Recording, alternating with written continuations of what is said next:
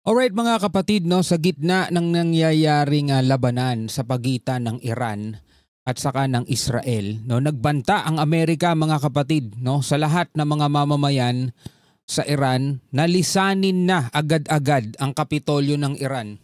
No? Immediately mga tol, hindi natin alam kung ano ang ibig sabihin doon ni President Trump, pero mukhang sasama na rin ata ang Amerika mga kapatid, no, sa nangyayaring bakbakan dahil sinabi niya na nga na suportado niya ang Israel. At sa gitna niyan mga tol, no, ay nagsalita rin naman ang China. Ayan na, nagsalita na ang China mga tol. Sinabing pinapalala ni US President Donald Trump ang gulo sa pagitan ng Iran at Israel. Yan ang sabi ng China mga kapatid.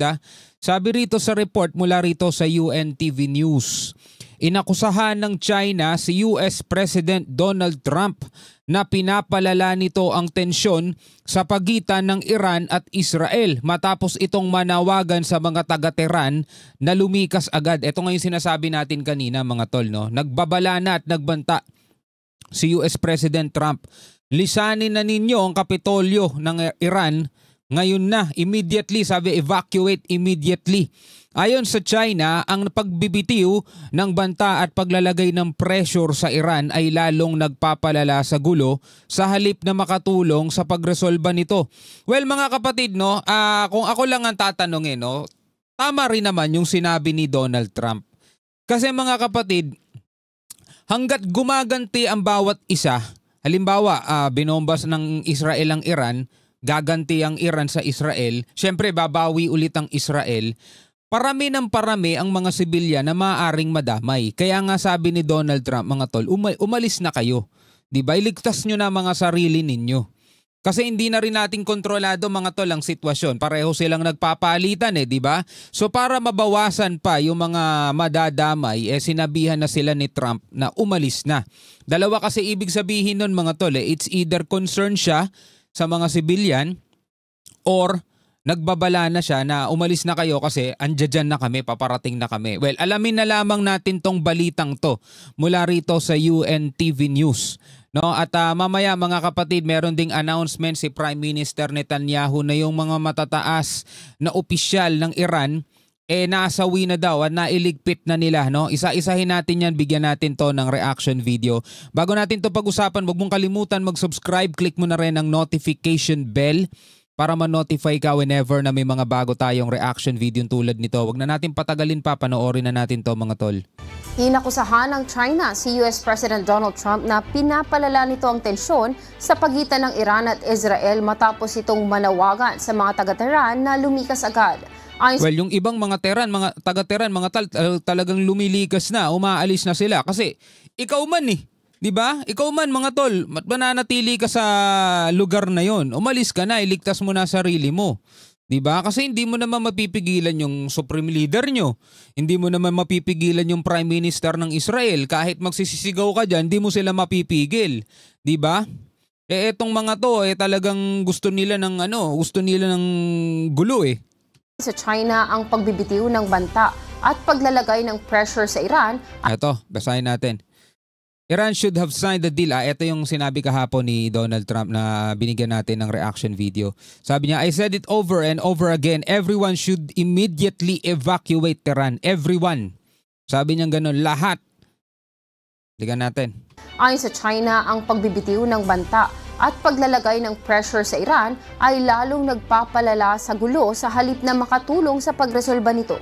Kasunod ng palitan na opensiba ng Iran at Israel, agad nalawagan ang mga embahadas ng China sa Iran at Israel sa mga Chinese nationals na agad na lumikas. Pinayuhan din ng mga ito na tumawid papuntang Turkey, Armenia, Turkmenistan o Jordan para sa kanilang kaligtasan. Ganon din naman pala sasabihin nila.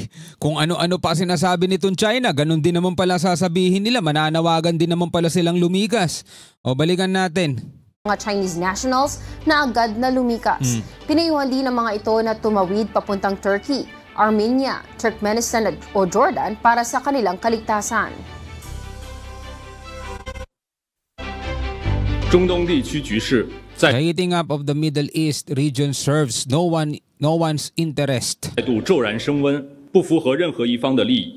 拱火浇油 fanning up the 威胁 flames 施压 using threats 无 and 助于推 exerting 动 pressure. 局势缓和，只会激化 They 矛 only 盾， aggravate 扩大 tensions, 冲突。 expand the conflict. 中方呼 China 吁有 calls 关 on 各方 relevant，特 parties, 别是对以色 especially 列 countries 有 with 特殊 special 影响的 influence 国 on 家， Israel, 应负 to 起 take up 应 their 有的 due 责任，立 responsibilities, 即采取 take 措施， immediate actions to 为 help 紧 calm 张 the 局势降 situation. 温，避免冲突扩大蔓延。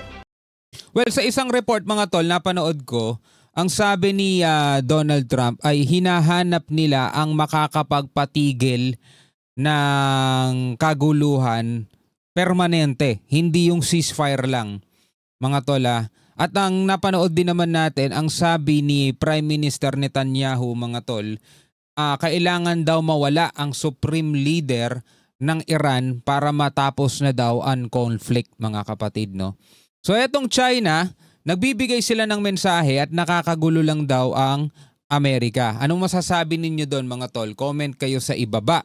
Alright, so tuloy natin mga kapatid. Sabi rito sa balita pa rin sa UNTV News, mga tol, ilang matataas na leader ng Iran napatay na, sabing ganon ni Prime Minister Benjamin Netanyahu. At dahil nga daw dito, mga tol, ay humihina na ang Iran, sabing ganon.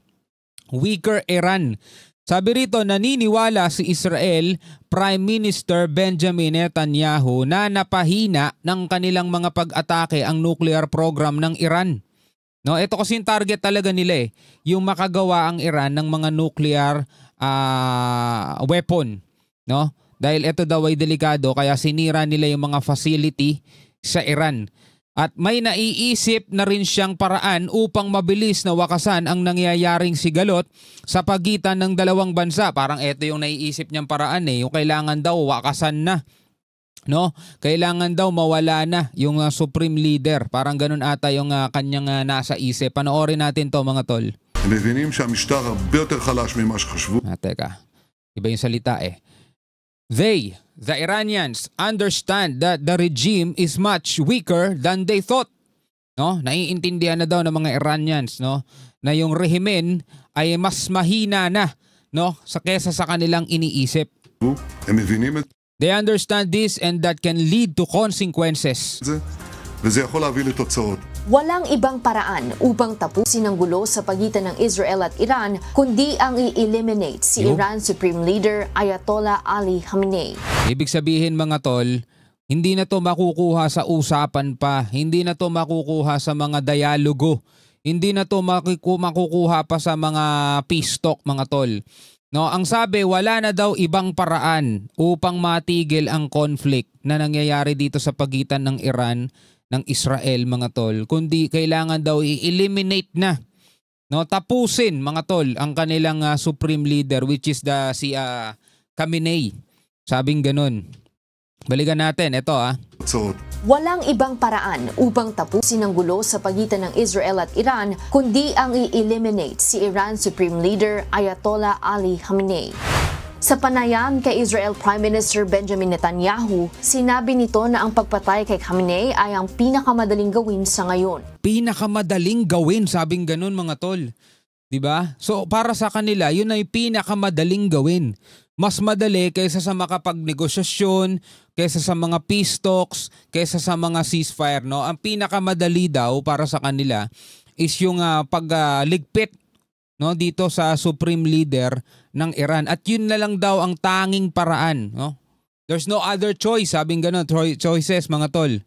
Una rito, sinabi ni Netanyahu na napatay na nila ang ilan sa matataas na leader ng Iran, kabilang ang 3 Chief of Staff, Air Force Commander at 2 pinuno ng Intelligence Services.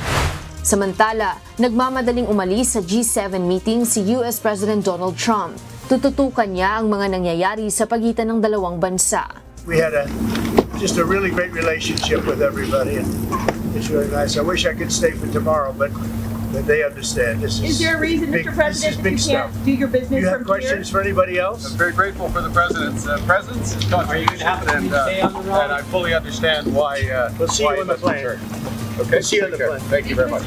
Ayon kay Pentagon Chief Pete Hegseth, nais ng American President na nakahanda na ang National Security Council pagdating niya. Maria Latoza, UNTV. So yun na nga, mga tol, no? Ito nga nakikita nating mga sitwasyon dito sa pagitan ng Iran at saka ng Israel. ang tanging paraan na lamang daw ayon kay Netanyahu mga tol ay ang tapusin o wakasan na, eliminate mga tol, yung supreme leader na si Ayatollah Khamenei mga tol, Khamenei, di ko alam paano bagitin yun, no? So yun na lamang daw ang natitirang tanging paraan. Kasi bukod dito sa Iran, napakarami nilang nakakalaban tulad ng Hamas, ng Houthis, ng Hezbollah. Lahat yun mga tol ay proxy, no? Lahat yun ay binaback-upan, tinutulungan nitong Iran mga tol. Kaya hindi rin nila matalo-talo kasi nga syempre may sumusuporta. So siguro kung mawawala yung supreme leader mga tol, ayon sa kanila mawawakasan na yung sigalot o yung conflict. Hindi natin alam kasi pwedeng pag nawala yun may papalit. Diba? Merong tatayo ulit na panibago supreme leader. Ganun naman lagi eh. Pero hindi natin kasi alam mga kapatid kung magtatagumpay nga ba na kapag nawala itong supreme leader, matatapos na talaga gulo o biglang may tatayo ulit na panibago supreme leader para ipagpatuloy yung kanilang laban. No? Pero sabing gano'n ni Prime Minister Netanyahu, yun lang daw ang pinakamadaling paraan. So kailangan mga tol, magtago-tago na yung kanilang supreme leader dahil para sa Israel, yun ang pinakamadaling paraan, no? Kayang-kaya nilang gawin yun sa madaling salita, no? Yun ay ayon sa kanila. Anyway, bilang mga Pilipino, ano ang masasabi nyo dyan at sa lahat ng ating mga kababayan na OFW na nagtatrabaho dyan, mga tol, sa magkabilang bansang yan, sa Israel at Iran, mag-ingat-ingat kayo palagi at laging umantabay sa mga, lalo-lalo na sa mga alarm. Pumunta na kung saan dapat pumunta at magtago kung saan dapat magtago, mga tol. Ingat kayong lahat. God bless. This is Shobal D. Peace out.